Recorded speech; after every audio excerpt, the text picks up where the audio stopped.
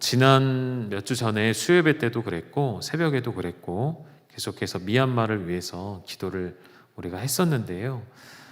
이 미얀마의 상황들이 점점 더 잦아드는 것이 아니라 점점 더 거세지고 어려움이 있는 것을 우리가 온 세상에 다 알려졌기에 보고 있죠. 요즘엔 또 심지어 젊은이들이 각 나라의 언어로 피켓을 들고 전 세계에 도움을 요청하는 그러한 일들도 있습니다. 여러분 보셨습니까? 뉴스로 한국말로 우리를 도와주세요 라는 그런 문구를 써서 또 많은 영상을 통해 전파가 되고 있는 것 같습니다.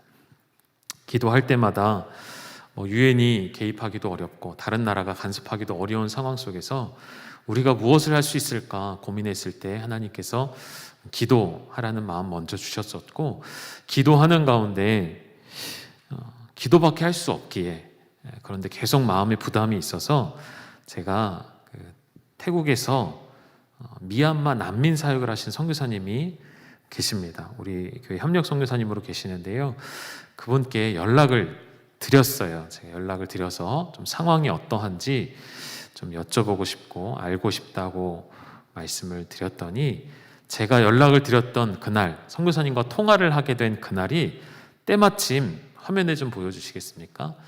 이 미얀마 사역을 감당하고 있는 선교사님들이 이 포스터를 만들고 있는 날이었어요. 그래서 오늘 만들고 있는데 이게 완료가 되면 보내주겠다고 하셨었어요. 그래서 내용은 간략하게 되어 있지만 제가 들은 자세한 이야기, 최근의 이야기는 뭐냐면 반군이라고 해야 되나요? 정부 입장에서는 반군이 되는 것이죠. 이 사람들이 이제 세력을 모아서 거점지를 만들고 정부에 대항을 하기 시작하니까 계속해서 무력 진압이 있었고, 최근에 며칠 전에는 제가 뉴스를 요즘에 못 봐가지고 나왔는지 모르겠는데요, 비행기로 그 거점을 폭격을 하는 일들이 있었습니다. 그래서 정말 많은 사람들이 죽고 다친 일들이 있었고, 이런 정부의 무력 진압 앞에 많은 사람들이 터전을 잃고 집을 잃고 가족을 잃고 도망쳐 나가기 바쁜 상황이 되기도 했습니다. 수많은 난민들이 발생해서 태국 땅으로 넘어가려고 하는데 또 그것을 못 넘게 막고, 태국 정부의 입장에서도 그들의 입장이 있기 때문에 거부를 한 것 같아요. 그래서 지금 수천 명 이상의 사람들이 그 국경 사이에 산속에 숨어 들어가 있고요, 들에 숨어 들어가 있고요, 그렇게 흩어져서 하루하루를 지금 사는 게 아니라 견디고 있는 중에 있다고 하더라고요. 도움의 손길을 보낼 수가 있대요. 우리가 도울 수 있는 길이 있답니다. 그래서 우리 교회가 마음을 모아서 했으면 하는 일이 두 가지가 있는데요. 한 가지는 여러분 집에 입지 않으시는 옷, 그러나 헌옷, 헤어진 옷은 안 되고요, 그런 옷은 보내지 않으시는 게 좋습니다. 깨끗한데 새 옷 같은데 입지 않으시는 옷 있으시면 그 옷을 이번 한 주간만 좀 받으려고 합니다. 받으면 우리가 화물로 배로 3주 걸리거든요. 3주 걸려도 충분히 그들에게는 가치가 있답니다. 지금 이 시간들이 장기화가 되기 때문에 보내주면 많은 도움이 될 거기 때문에요. 봄, 여름, 가을 옷, 겨울 옷은 필요 없고요. 봄, 여름, 가을에 입을 수 있는 긴팔도 괜찮고요. 지금 거기가 많이 춥대요. 비가 많이 내리면서 기온이 떨어지고 원래 안 추운 곳인데 또 때마침 너무 추운 속에 있어서요. 봄, 여름, 가을 옷을 여러분 깨끗한 것만, 새 것 같은 것만 안 입으시면 보내주시고, 안 입는 옷의 기준을 제가 여러분 궁금하실까 봐 알려드릴게요. 제가 얼마 전에 들은 얘기인데, 여러분 집에 2년, 2해 동안 입지 않고 장롱에 있는 옷이면 평생 안 입는데요. 그 옷은 이렇게 잘 깨끗한 옷을 골라서 가지고 오시면 저희가 잘 보내도록 하겠습니다. 그리고 또 한 가지는 그들을 위해 특별히 우리가 헌금을, 물질을 보냈으면 좋겠습니다.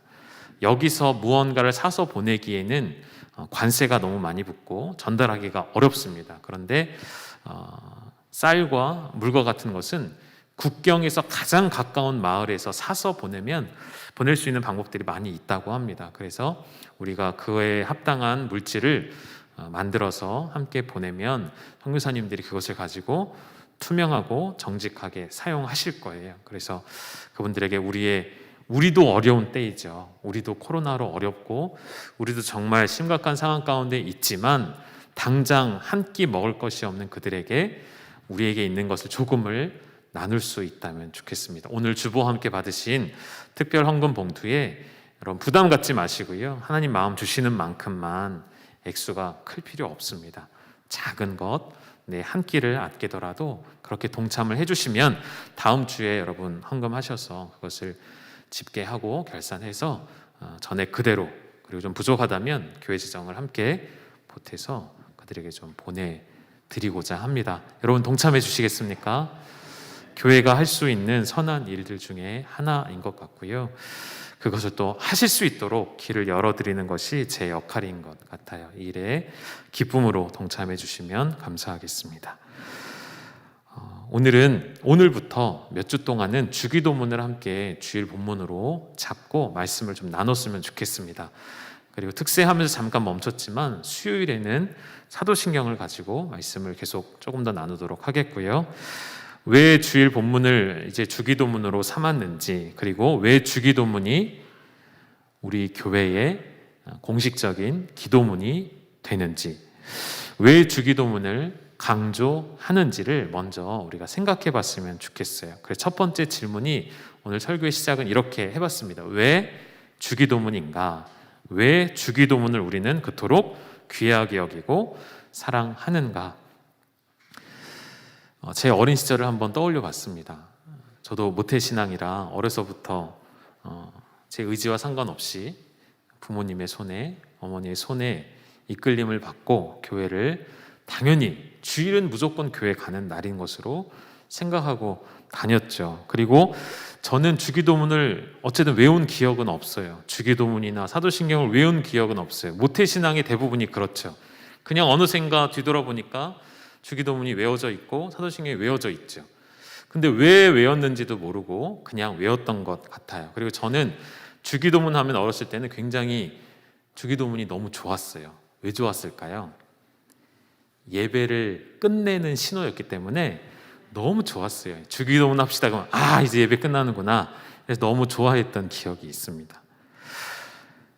왜 주기도문을 우리가 외웠는지, 고백하는지를 잘 알지 못한 채 어린 시절을 보낸 것 같기도 하지만, 사실은 교회에서 전도사님이, 목사님이 혹은 선생님들이 알려주셨겠죠. 알려주셨고 가르쳐 주셨는데 제가 잘 아마 안 들었을 것 같아요. 그러다 어느새 어른이 되어 보니 나도 모르게 그냥 습관적으로, 형식적으로, 의식적으로 주기도문을 고백하고 있는 자신의 모습을 발견하신 적이 있으십니까? 있으실 거예요. 한 번이라도 고민해 보셨다면 주기도문을 내가 어떤 의미를 가지고 암송하고 있는지.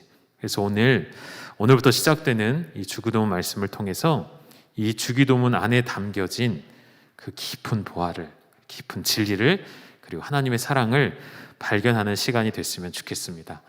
여러분, 주기도문은 질문을 하나 드려볼게요. 누구의 기도입니까? 두 가지 중에 답을 골라보십시오. 첫 번째, 예수님의 기도. 두 번째, 우리의 기도. 주기도문은 1번입니까? 2번입니까? 정확하게 말하면 2번이에요. 왜 그렇죠? 주기도문의 내용을 다시 한번 떠올려 보십시오. 우리 예수님께는 이러한 기도가 필요치 않으시거든요. 우리 예수님은 일용할 양식이 필요한 분이 아니세요. 우리 예수님은 죄 사함이 필요한 분이 아니시죠. 오히려 죄 사함의 권세와 능력을 베푸시는 분이시지 그것을 위해 구하실 분이 아니세요. 그래서 주기도문 내용을 잘 보면 이 기도는 주님의 기도가 아니라, 정확하게는 어떻게 표현하면 좋을까요? 예수님이 우리에게 가르쳐 주신 기도, 이것이 정확하게 주 기도가 되겠죠. 이 기도를 가르쳐 주신 우리 예수님의 생애를 잠시만 다시 돌이켜 본다면, 그는 모든 수고와 질고를 감당하셨고, 그러면서도 주님은 매일 밤, 깊은 밤에도, 그 늦은 밤에도 아버지 앞에 기도하셨고, 이른 새벽에도 늘 기도하셨고, 마지막 고난의 십자가를 지실 때에도 우리 가상 7원을 통해 확인하셨었죠. 십자가 위에서도 간구하시며 기도하셨던 예수님이십니다. 예수님 그렇게 늘 기도하시면서 우리의 모든 죄를 짊어지셨고 그 기도로 견딜 수 없었던 고통과 치욕도 감당하셨습니다. 그리고 여기서 끝이 아니셨죠. 예수님은 죽음을 이기셨고 부활하셨고 하나님 보좌 우편에서 지금도, 바로 지금 이 순간에도 저와 여러분의 기도를 들으시고 계시는, 그리고 저와 여러분의 기도를 저희를 위해 기도하고 계신 예수님이신 것이죠. 그렇게 우리를 위해 기도하시는 예수님께서 이 땅에 육신으로 거하실 때 우리에게 친히 가르쳐 주신 이 기도의 깊은 영적인 세계를 여러분이 알게 되셔서 주기도문을 통해 주시는 하나님의 놀라운 은혜와 신비를 경험하셨으면 좋겠습니다. 우리가 몇 개월 동안 기도에 대해서 말씀을 나눴었죠. 그래서 기도의 여러 가지 면들을 살펴보았고 기도의 또 여러 가지 방법들과 요소들을 살펴보셨는데 우리가 몇 번 다루었던 것 중에 하나가 기도는 무엇이다 라고 여러 이야기 중에 하나가 기도는 대화이다라는 게 있었어요. 기도는 대화라고 생각할 때에 이 대화로서 기도는 무엇인지를 생각해 보면 좋겠습니다. 여러분 결혼하실 때 배우자의 무엇을 보고 이 사람과 결혼해야 되겠다 결정을 하셨습니까? 장로님, 무엇을 보고 이 사람과 결혼해야 되겠다? 공개적으로 말할 수 없으시니까 나중에 따로 대답을. 제가 장로님과 권사님 연애 스토리를 제가 다 알거든요. 다 이해해 계셔서 알고 있는데 참 스펙타클한 그런 연애를 하셨어요. 배우자를 이 사람으로 정하고 결정할 때에는 무언가 우리 안에 결정되어지는 요소가 있겠죠. 여러분 뭘 보시고 결정하십니까? 외모, 나는 외모를 안 본다, 절대 안 본다, 그런 분 없으시죠? 네, 다 거짓말이시더라고요. 혹은 그 사람의 배경, 자라온 환경, 혹은 성격, 여러 가지들을 우리가 교제하면서 알아가게 되잖아요. 근데 그 중에 빠뜨릴 수 없는 중요한 것이 있다면 저는 그렇게 생각합니다. 이 사람과 내가 생각하는 것이 비슷해야, 다시 말하면 가치관이 비슷해야 사는데 큰 어려움이 없는 것 같아요. 그 말을 조금 더 바꿔보면 이 사람과 대화가 얼마나 잘 되는가가 무시하지 못할 중요한 일이더라고요. 여러분, 대화를 한다는 것은 자신의 마음을 여는 것이고 상대방의 이야기를 듣는 것은 그 사람을 존중한다는 의미이죠. 부부간의 대화가 멈춰 있다는 것을 제가 이 단어로 표현하고 싶어요. 부부간의 대화가 점점 줄어들고 대화를 하지 않는다는 것은 바꿔 말하면 그것은 위기입니다. 위기. 사람은 영적인 동물이기 때문에, 영적인 존재이기 때문에 반드시 소통해야만 우리는 살 수 있어요. 소통하지 않으면 우리는 스스로 고립되고 죽을 수밖에 없는 그런 외로운 존재입니다. 하나님께서 아담과 하와를 만드실 때에도 아담이 혼자 독처하는 것이 좋지 않다고 하신 것도 교제해야 할 대상이 반드시 필요하기 때문인 것을 이야기하기도 하는 것이죠. 여러분, 부부간의 대화가 멈춰 있다는 것은 다시 말하면 위기의 상황이라는 것을 아셔서 대화하기를 노력하셔야 합니다. 시간을 내어서 서로 대화를 하시기를 노력하셔야 돼요.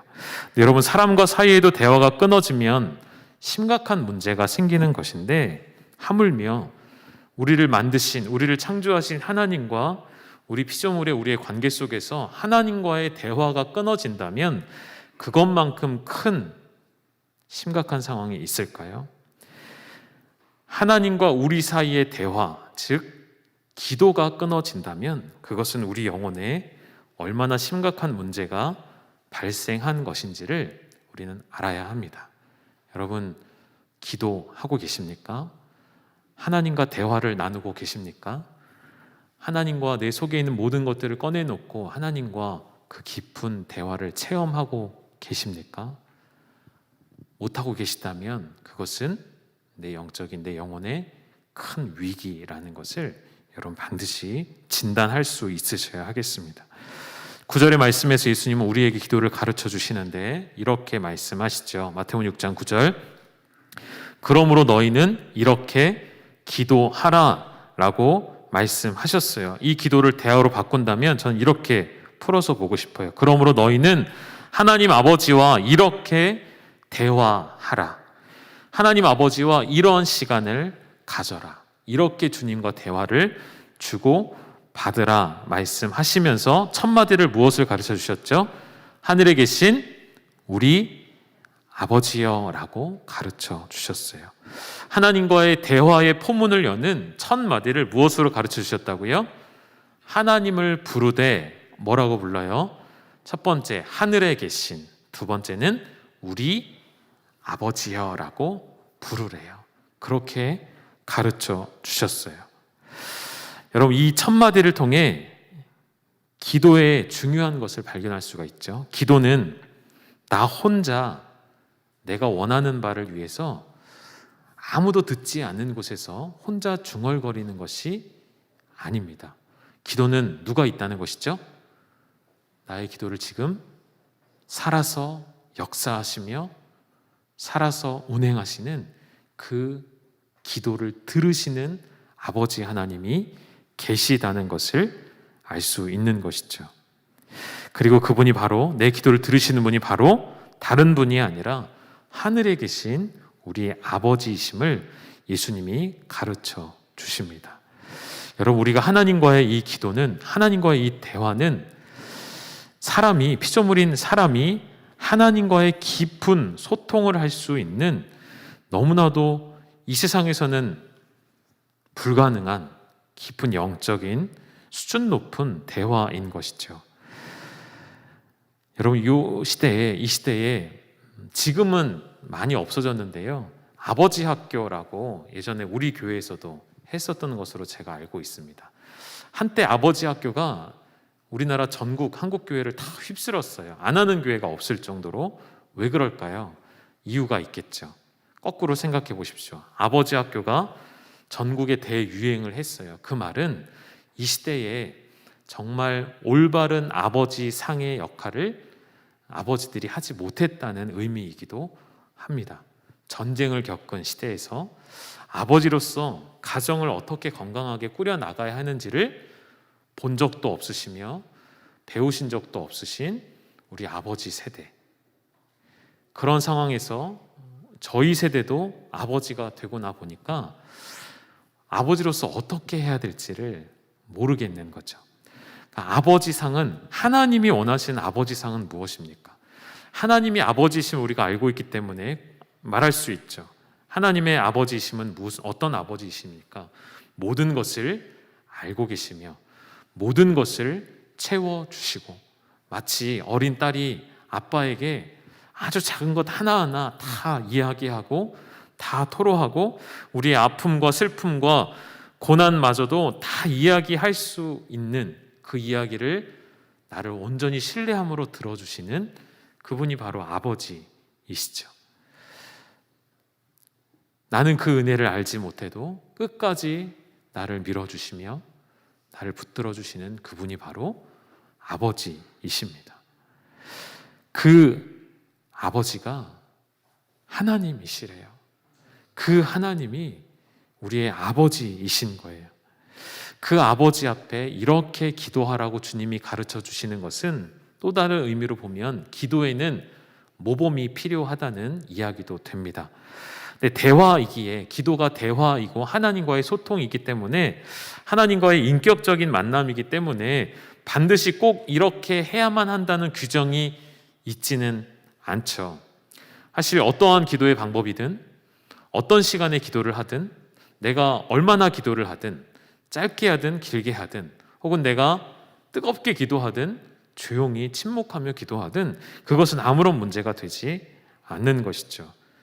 그저 그 기도 시간 안에 주님과의 교통이 있고 소통이 있고 주님과의 인격적인 만남의 교제를 가질 수 있다면 그것이 가장 좋은 기도 시간이라고 저는 확신합니다. 그런데 기도에 어떤 특별한 규정이나 규칙이 없다고 해서 하나님이 그런 모든 기도를 다 기뻐 받으시지는 않는다는 것을 생각해 볼 필요가 있겠습니다.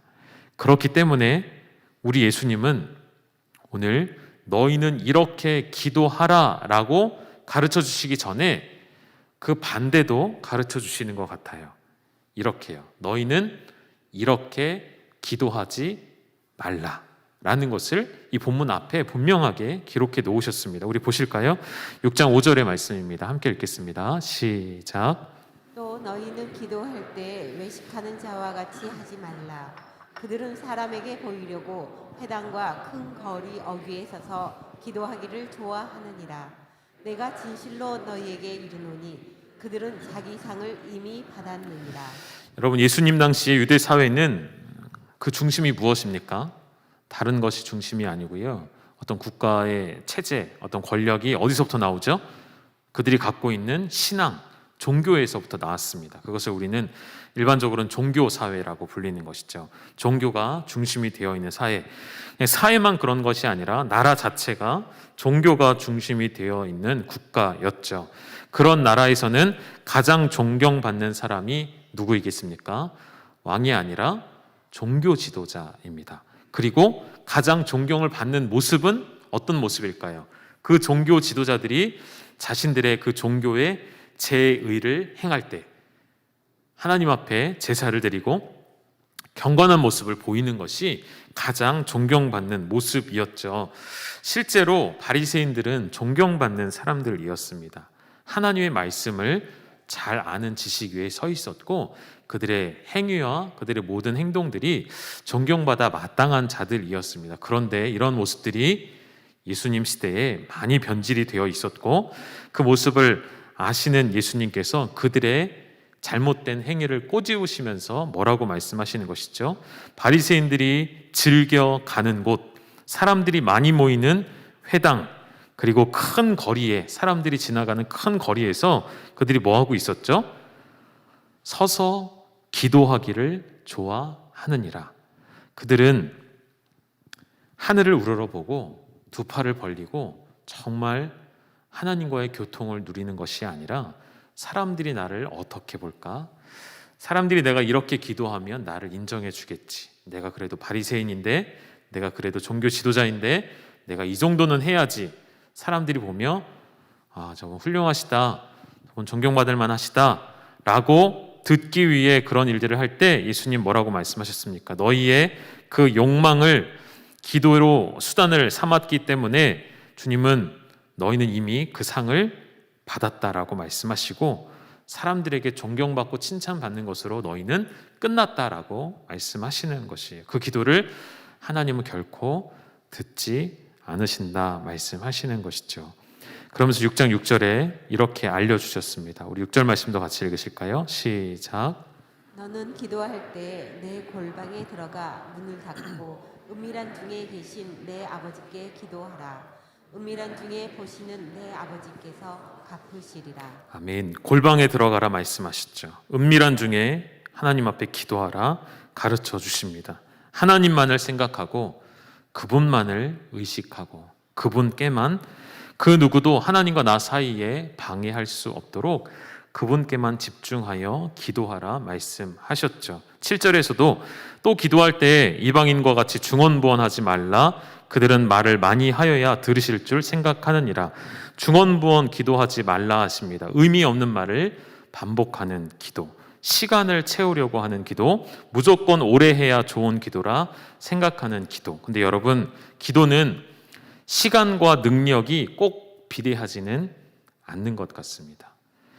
기도는 반드시 시간과 응답이 비례하지만은 않는 거예요. 시간과 응답이 비례하면, 시간과 능력이 비례하면 그것은, 그 기도의 능력은 하나님께 있는 것이 아니라 우리에게 있다는 증거이거든요. 그렇지 않죠.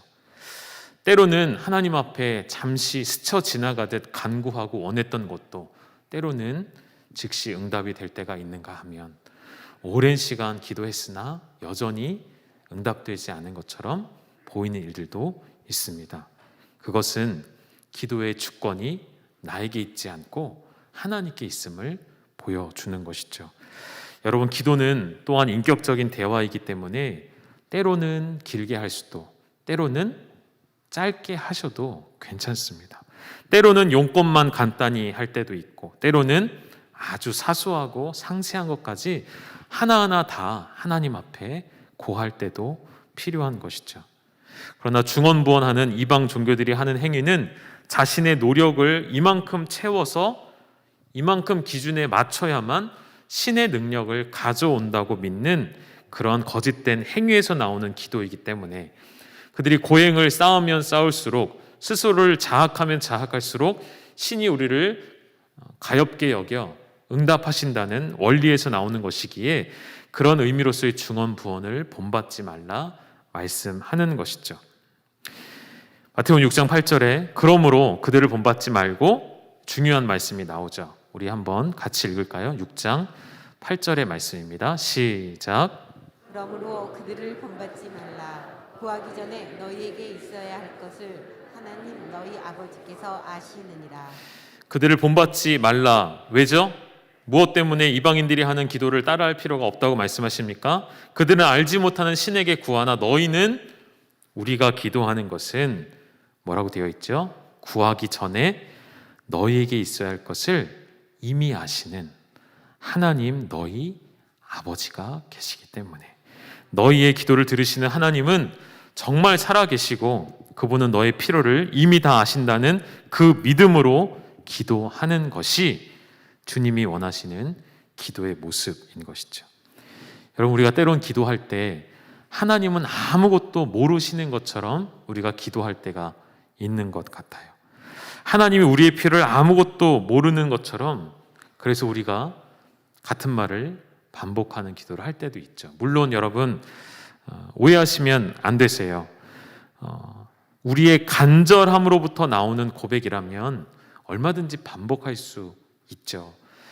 우리의 고통 가운데 하나님 앞에 반복하여 기도하는 건 아버지께서 왜 그것을 듣기 싫어하시겠습니까?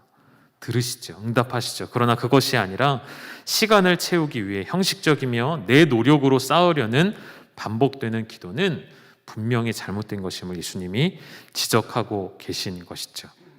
여러분의 기도는 오늘 어떠하신지요?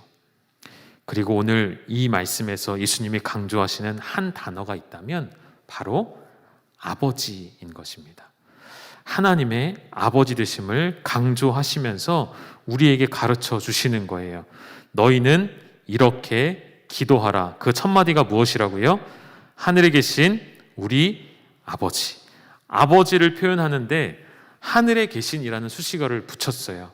여러분 잘 생각해 보시면 하늘에 계신과 아버지는 사실은 어울리지 않는 단어입니다.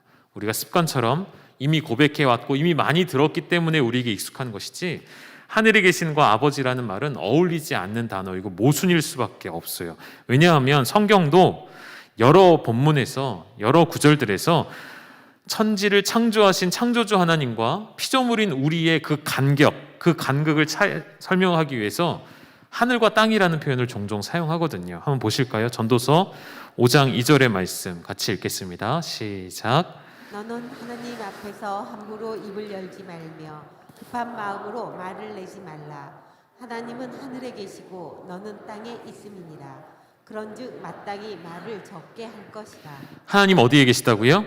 하늘에 계시고 너는 땅에. 하나님은 하늘에, 우리는 땅에 있는 감히 범접할 수 없는 영역에 우리 하나님이 계시다는 거예요.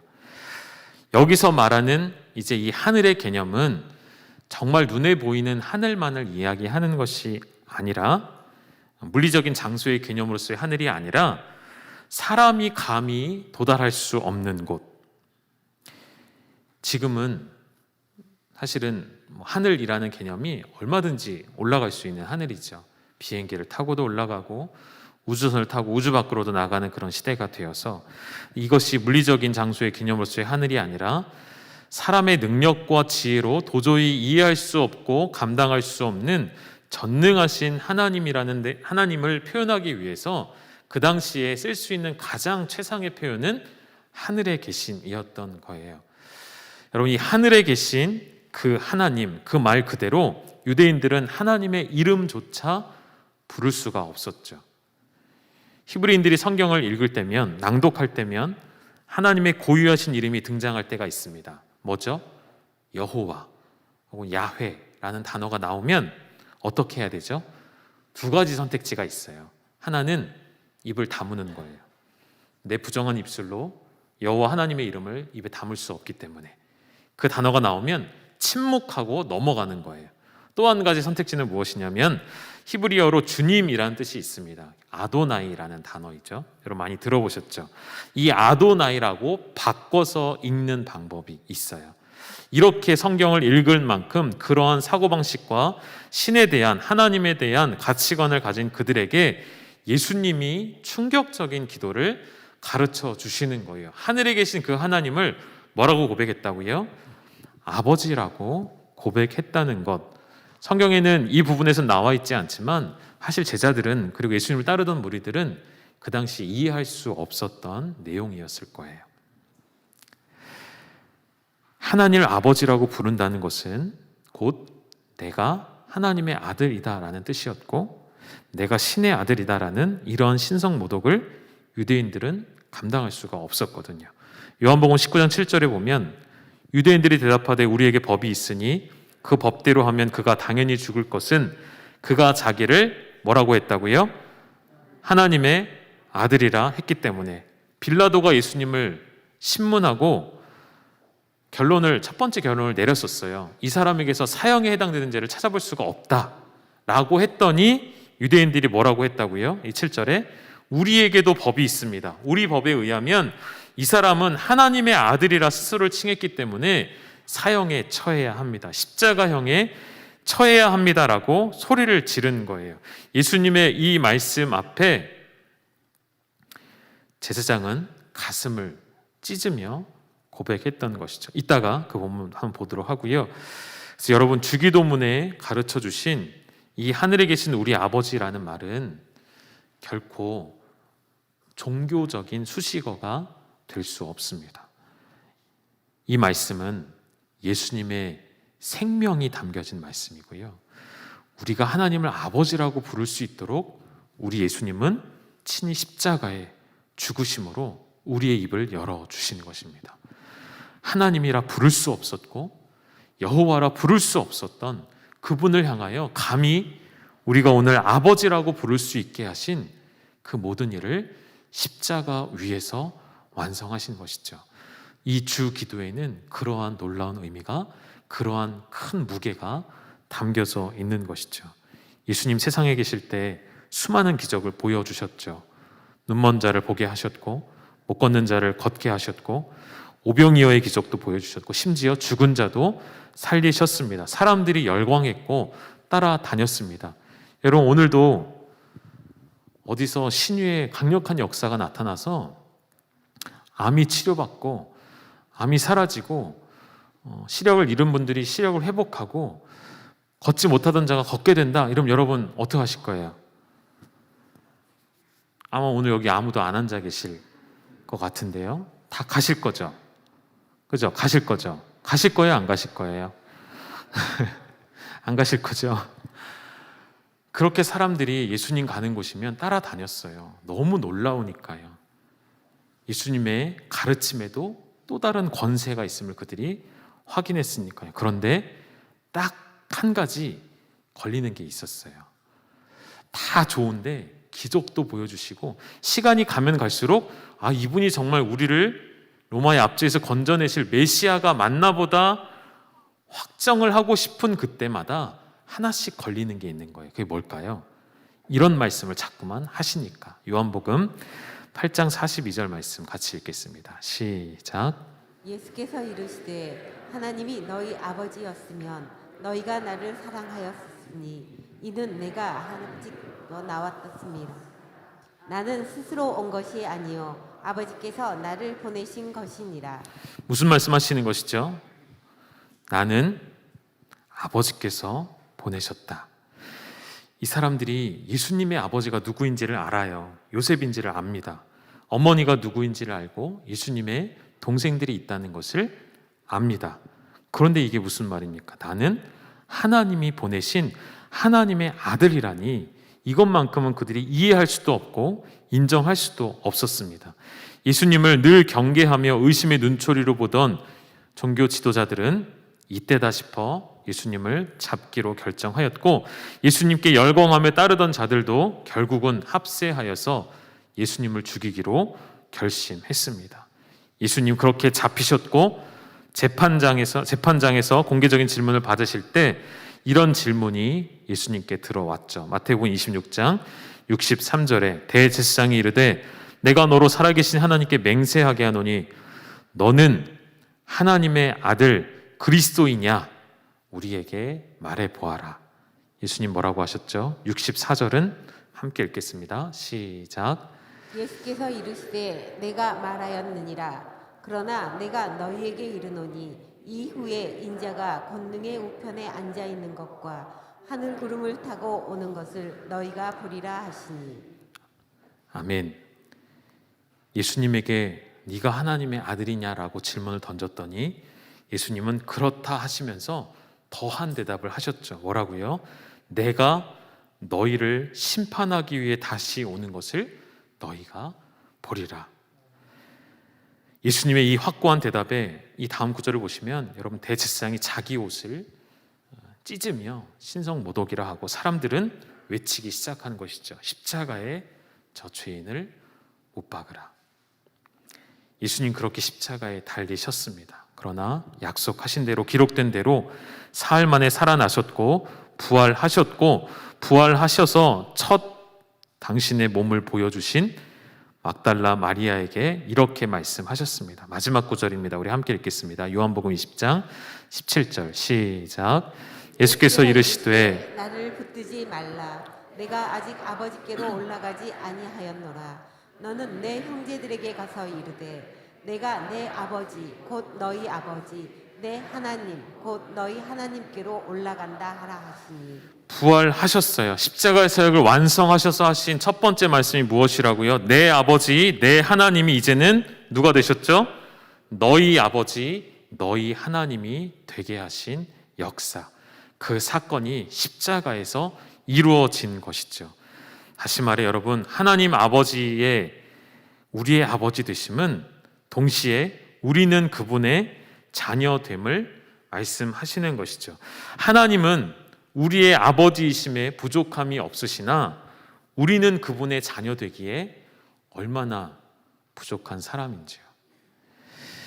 그런 우리에게 하나님을 아버지라고 부를 수 있도록 그 길을 열어주신 주님의 기도, 주님의 가르쳐주신 그 기도 속에 담겨진 아버지, 그 기도를 여러분 날마다 고백하실 때 정말 살아계시며 우리 가운데 역사하시며 우리의 모든 필요를 아시는 그 아버지 하나님을 경험하시기를 주님의 이름으로 축원합니다. 한 가지 여러분께 드리고 싶은 과제는 이것입니다. 하나님은 우리의 아버지로서 부족함이 없으시죠. 그렇다면 오늘 우리는 하나님을 아버지로 고백하는 자녀로서 어떠한 삶을 살아가야 하는지, 오늘 우리가 짊어지고 나아가야 할 사명이 무엇인지 예수님이 분명히 가르쳐 주셨습니다. 친히 보여주셨어요. 예수님 이렇게 말씀하셨거든요. 나를 본 자는 누구를 보았다고 말씀하시죠? 아버지를 보았다 말씀하셨어요. 그렇다면 오늘 이 땅 위에서 우리가 하나님의 자녀된 존재로서 보이지 않는 하나님 아버지를 이 세상 가운데 우리의 자녀된 삶을 통해 하나님을 보게 하는 것, 나를 통해 세상이 하나님 아버지를 보게 하는 자녀된 삶을 우리가 살아갈 수 있어야 하는 것입니다. 여러분 그런 삶으로 여러분을 초청합니다. 그런 삶으로 여러분을 초대합니다. 그런 사명을 우리에게 주셨기에 오늘도 내일도 우리의 삶을 통해 세상에서 알지 못하는, 하나님을 알지 못하는 그들에게 하나님이 증거되어지는 그러한 축복의 통로가 되어져서 동시에 그분의 아버지 되심과 나를 자녀 삼아주심에 대한 확고한 믿음으로 날마다 살아있는 인격적인 기도, 우리 예수님이 친히 가르쳐 주신 그 기도로 우리의 기도를 채워나갈 수 있기를 주님의 이름으로 축원합니다. 우리 같이 찬송가 한 곡 부르시도록 하시죠. 635장 주기도문송 함께 부르시도록 하겠습니다. 여러분 우리 자리에서 함께 일어나셔서 우리 찬송하실까요?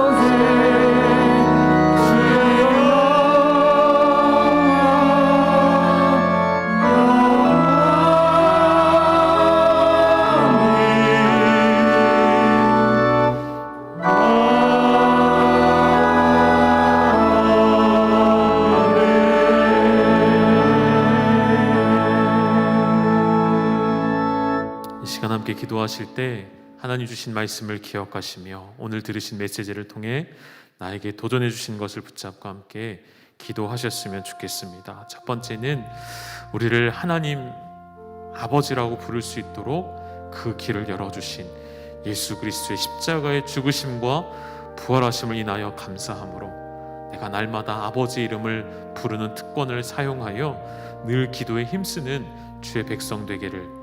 또 한 가지는 이제 예수님은 이 세상에 계시지 않으시죠. 승천하셔서 그 권능의 보좌 우편에 앉아 계십니다. 이제 우리에게 맡겨주신 사명은 하나님을 알지 못하는 세상 가운데 자녀된 삶으로 우리가 살아가며 하나님을 증거하는 것, 우리를 통해 살아계신 하나님 아버지를 드러내는 것, 그런 삶으로 우리를 부르셨기에 그러한 사명으로 나의 삶을 살아내기를 결단하는 그런 믿음의 고백으로 우리 주여 한번 부르시고 간절히 기도하며 나아가시겠습니다. 주여, 하나님 아버지, 우리의 아버지가 되어주시니 감사합니다. 아버지라 부를 수 없는 이 죄인들에게 아버지 예수 그리스도의 십자가의 죽으심을 통하여 그 문을 열어주시고 하나님을 아버지라 부를 수 있도록, 여호와 하나님을 아버지라 부를 수 있는 특권 주심을 감사합니다. 완전하신 아버지 앞에 우리의 모든 것을 토로하며 우리의 모든 것을 내려놓으며 우리의 모든 것을 간구할 때에 우리의 모든 필요를 임의하시는 주님께서 채우시고도 남는 귀한 역사를 행하여 주시옵소서. 아버지 또한 오늘 우리에게 맡겨주신 주님, 우리에게 맡겨주신 사명이 있사오니 나를 본 자는 아버지를 본 것처럼, 예수 그리스도를 본 자는 아버지를 본 것처럼 오늘 이 땅 위에 보이지 않으시는 하나님의 영광을 우리의 자녀된 삶을 통해 드러내는 우리의 복된 삶이 되게 하여 주시옵소서. 우리의 행함을 통하여, 우리의 섬김을 통하여 세상이 알지 못하는 하나님 아버지를 드러내게 하여 주시옵소서. 우리의 사랑을 통하여 세상이 하나님을 알도록, 우리의 작은 물질을 통하여, 우리의 작은 정성을 통하여 미얀마 땅에 예수 그리스도의 복음이 선포되어질 수 있도록, 아버지의 사랑이 부어질 수 있도록 오늘도 우리를 통해 일하시고 역사하여 주시옵소서. 우리 주님 예수 그리스도의 은혜와 하나님 아버지의 아들을 내어주신 그 놀라운 사랑하심과 성령의 교통하심이 우리를 당신을 아버지로 부를 수 있는 특권 주심과 또한 이제 우리가 이 땅에서 보이지 않으시는 하나님 아버지를 나의 자녀된 삶을 통해 드러내는 영광을 맛보기 원하는 우리 사랑하는 열방의 모든 가족들 위해 이제로부터 영원토록 함께 있을지어다. 아멘.